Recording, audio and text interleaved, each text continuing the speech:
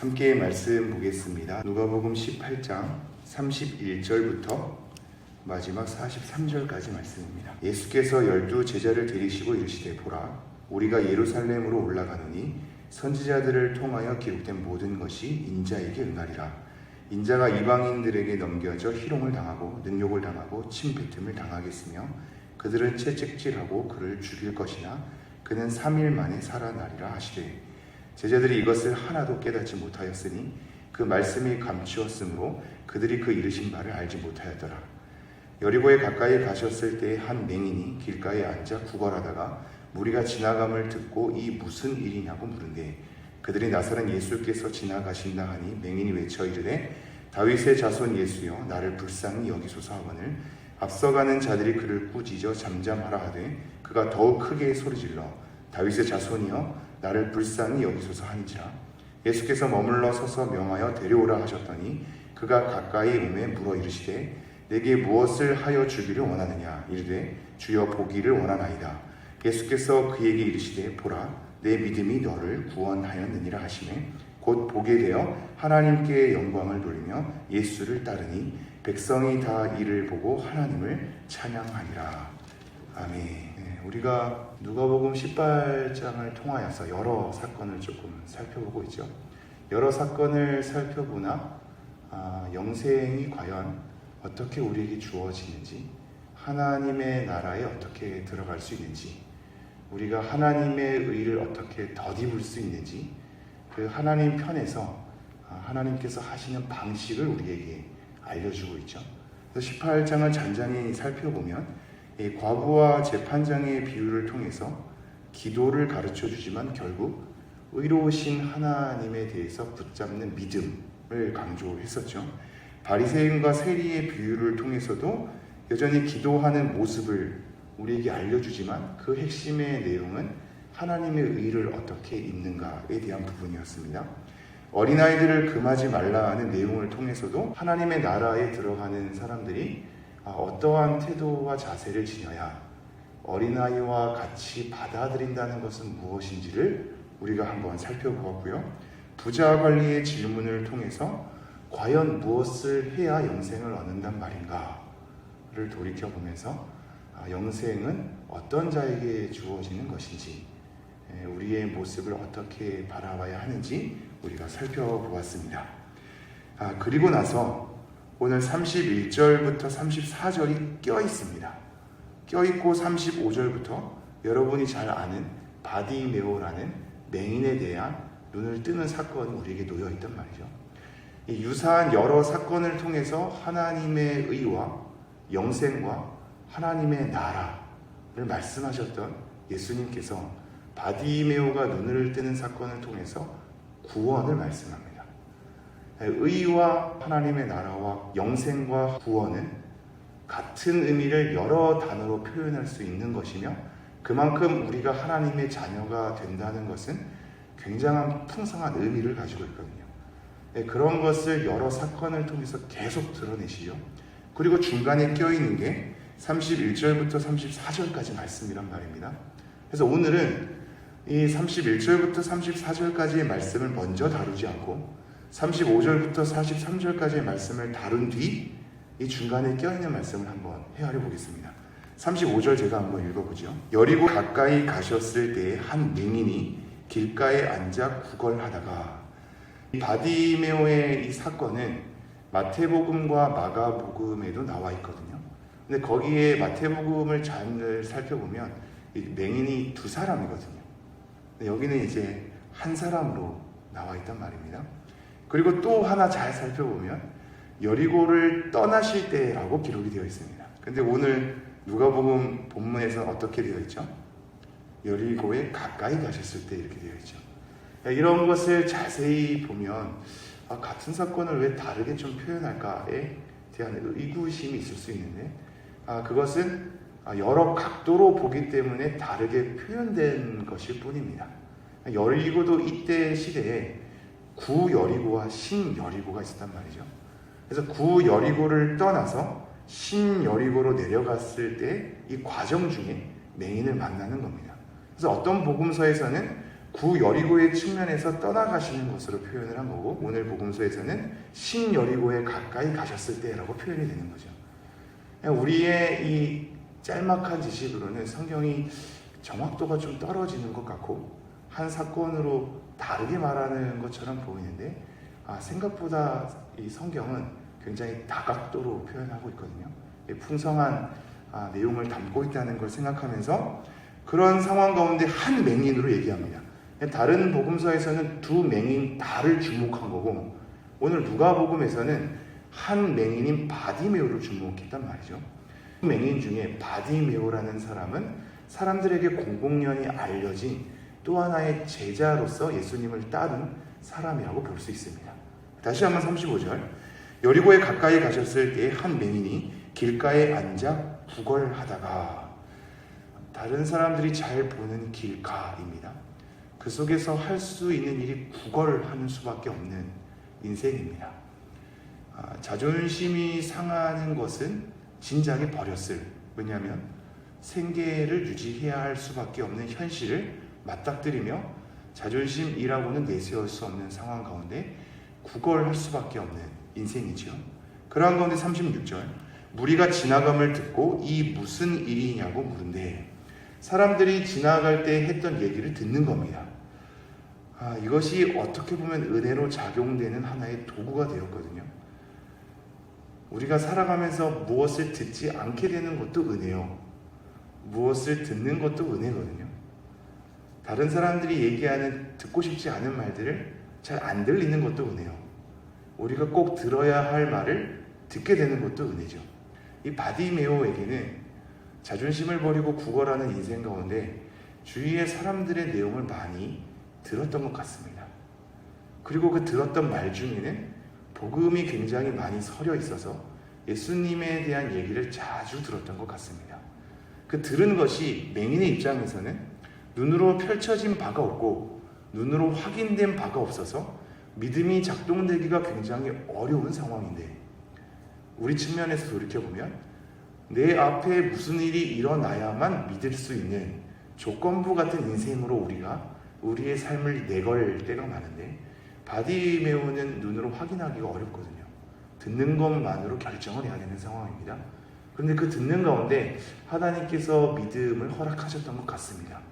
그래서 그 주위 사람들이 여러 가지 얘기를 듣고 이것이 무슨 일이냐고 묻는 거죠. 37절, 그들이 나사렛 예수께서 지나가신다 하니, 이 표현을 주목해 주십시오. 나사렛 예수라는 표현을 쓰거든요. 나사렛에서는 선한 것이 날 수 없습니다. 그들의 문화와 나사렛이란 지역명의 사람들의 평가에서는요. 그래서 그냥 그들에게는 나사렛 예수인 거죠. 나사렛 예수께서 지나가신다 하니 38절, 맹인이 외쳐 이르되 다윗의 자손 예수여 나를 불쌍히 여기소서 하거늘. 이 표현을 이따가 다시 돌아와 보겠습니다. 다윗의 자손 예수여 나를 불쌍히 여기소서.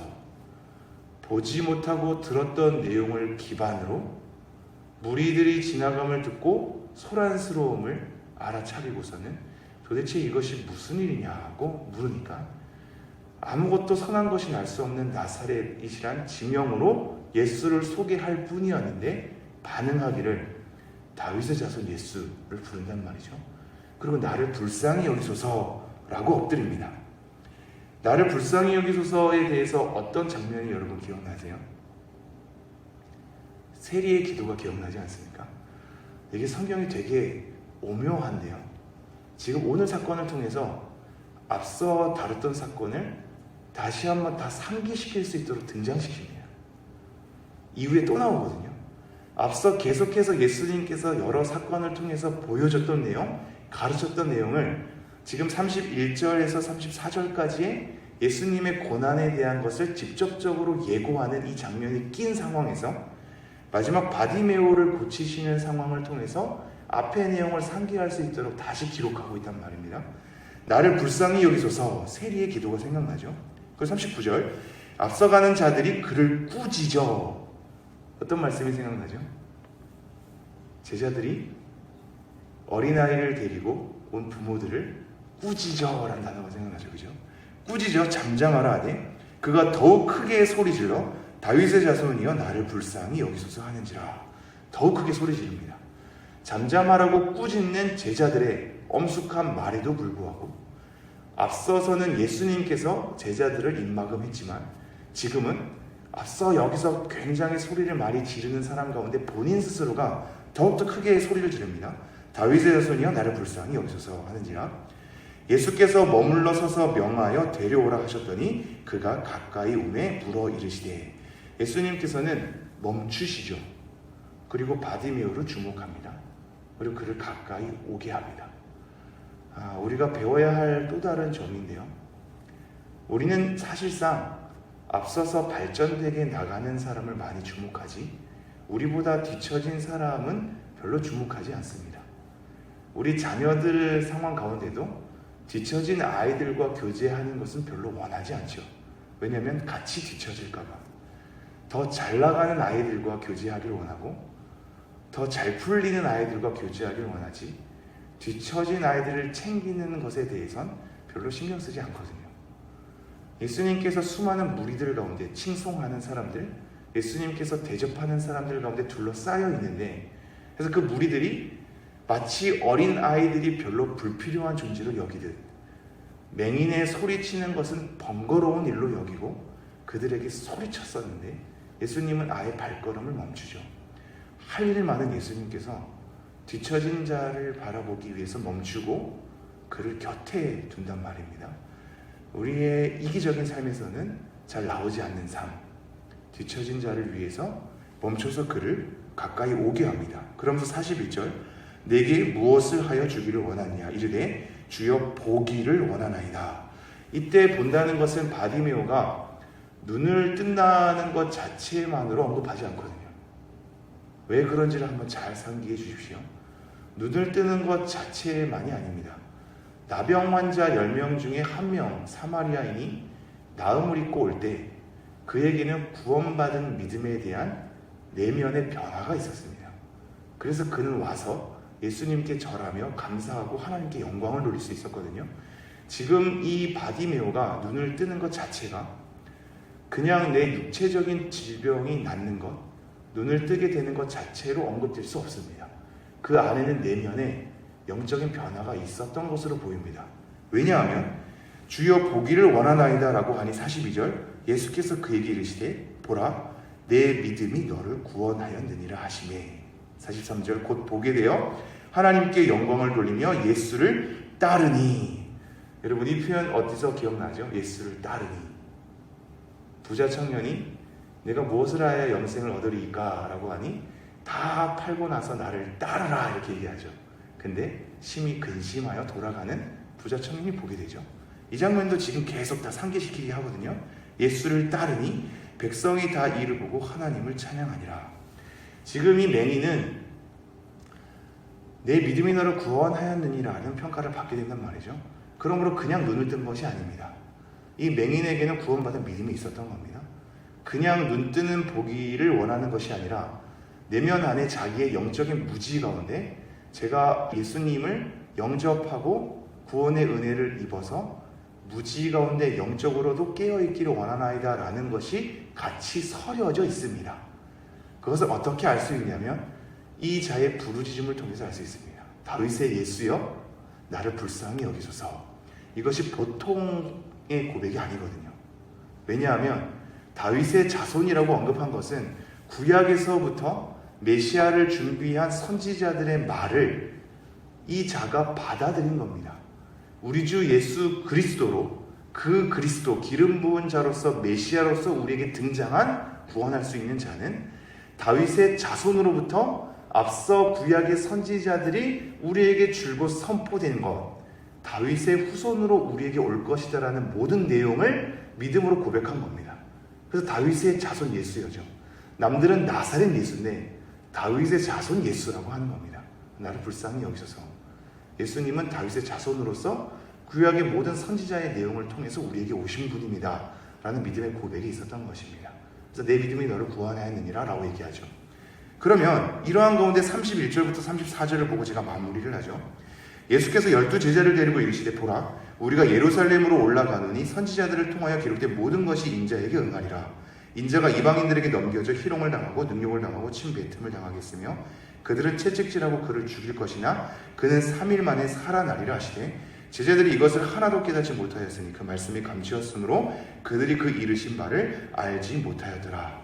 지금 우리는 여러 사건을 통해서 계속 상기한 바 하나님의 의를 얻는 자, 하나님의 나라에 들어가는 자, 영생을 취하게 되는 자, 구원의 은혜를 입는 자, 이 모든 것이 우리에게 있지 않음을 계속 상기시켰습니다.